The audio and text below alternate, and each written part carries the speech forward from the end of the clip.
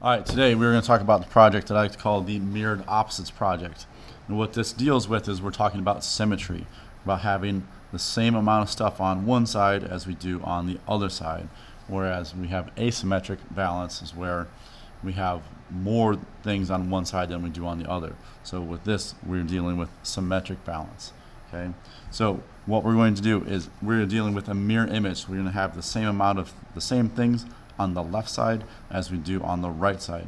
And then it's the mirrored opposites project, because when you have one thing on one side, like the color is here, it's going to be black on the other side, so it's going to be the opposite. Okay, so a couple of different variations of this project. So we have the first one here where everything comes up to the center and meets into a point, and we're working with diagonal lines here, and that gives us a pretty interesting design.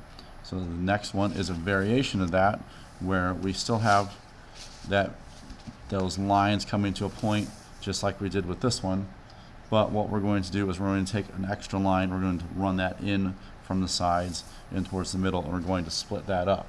Now when we go to put color down on this, we can have it be split this way to where we have the colors being opposite of each other on one side, or we can do it to where we have that same split but we keep the same color on each side. Okay. The next variation is what we call the radial pattern, where everything starts in the middle and it works its way out and it goes around.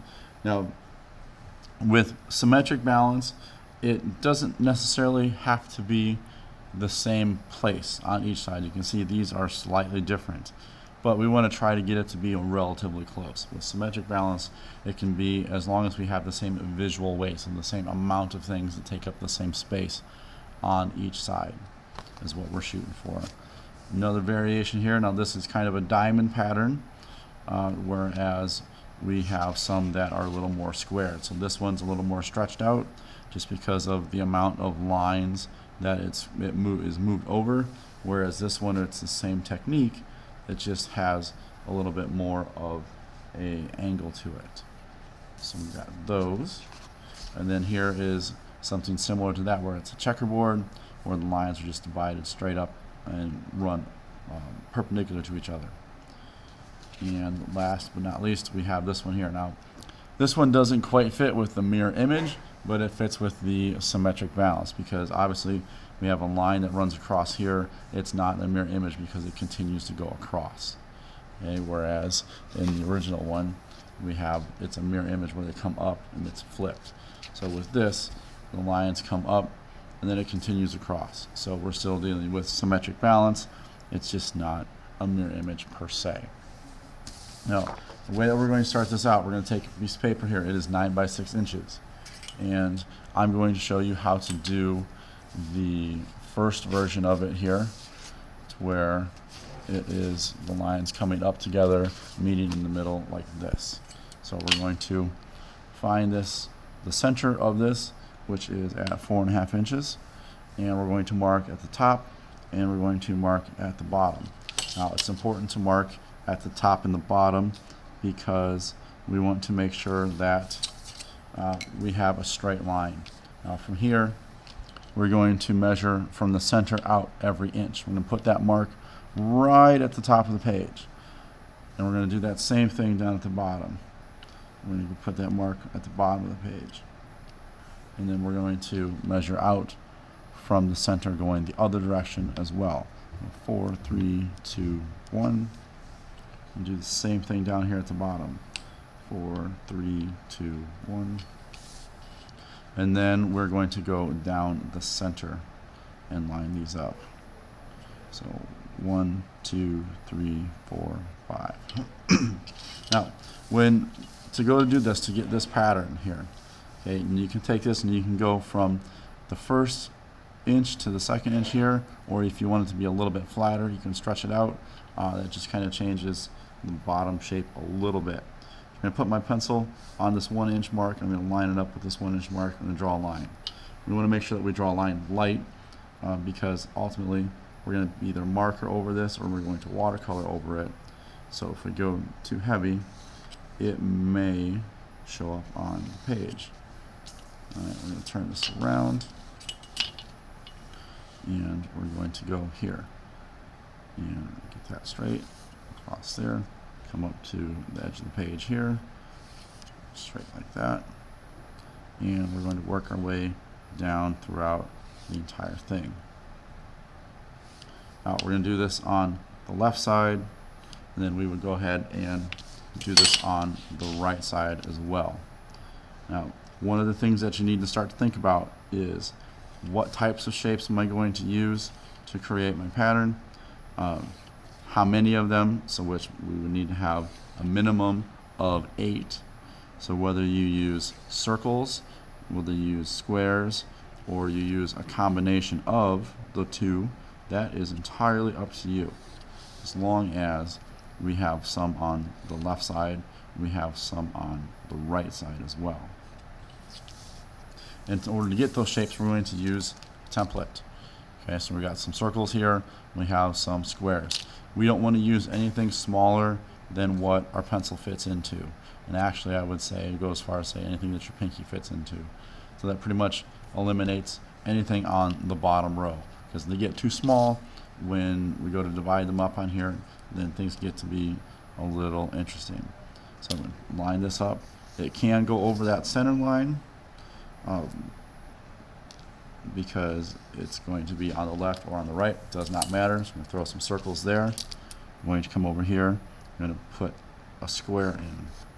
Now, when we go to put their shapes in, we want to make sure that we don't get too close to the corners, because if we leave this little bitty thing here, that's going to turn into a mistake later on when we go to put marker down. So we want to make sure that we don't have that. We want to make sure that we have nice big edges to work with, because ultimately these are all going to get split up. So we've got a square there. We're going to take and go a little bit different angle and put a square here, and we're going to mirror that so it starts inside and then it works its way out. So we're going to go in this square, line that up with that, and go, and let's put a circle down here in the corner. And like I said before, if it's not exactly in the right place, that's fine, as long as it's pretty much where it needs to be. Now from here, we need to figure out what's going to be light and what's going to be dark. In order to do that, we're going to put a little mark in. I like to put an X. You want to, whatever you want to do, as long as it is clear. So you want to mark the lines first. We're going to put an X in that line, and that's going to be every other line. And do that. And then if we have a dark shape on the right side, then we're going to have a light shape on the left side. So we're going to mark that all the way throughout there. So if we have a light colored line, then we're going to have a dark colored shape. And we just work our way through. So we've got a light line, so we have a dark shape. We've got a dark line, so we have a light shape. It looks somewhat confusing, but if you take your time with it and pay attention to what you're doing, it will be okay. Start with the lines first and work your way through. Now from here, we're going to take a marker and take an ultrafine point, and we want to go over all of those lines. The reason why we want to go over all the lines first is so that way we can see where our marker is going to be, and it helps us to kind of see how things are going to be laid out on the page. And we don't want to have to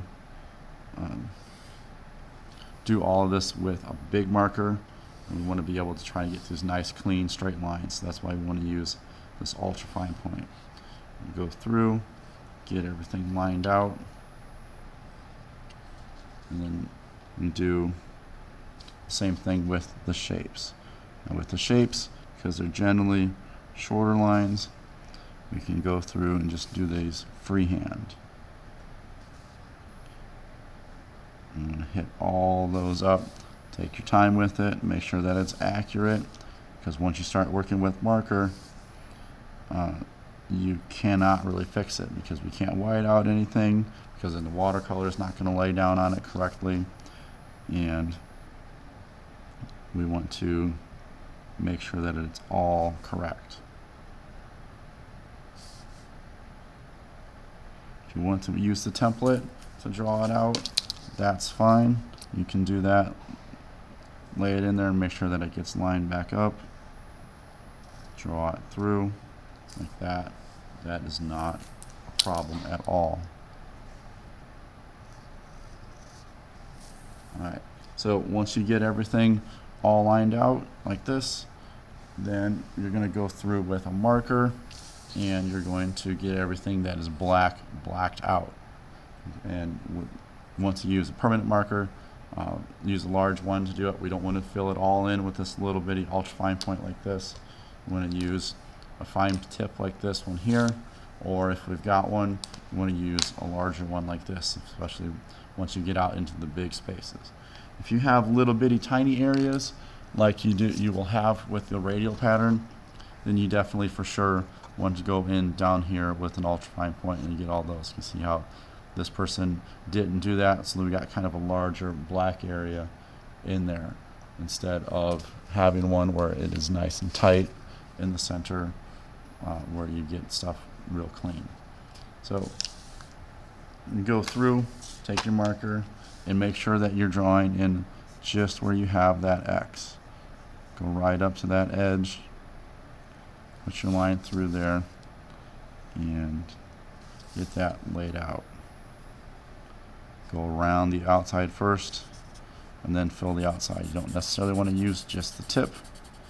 And go in and use the side of it, so that way more of it can get filled in faster. You want to try and get a nice even coat as far as how that's going to look. And I would just work your way through. Start at one side, work your way down, so that way you don't miss anything. Take your time. Cannot stress that enough. Work your way through it. Make sure that you get everything laid out that you need to. Make sure that you stay inside the lines. We don't want to get any scribbles or anything running outside of the line. Like that.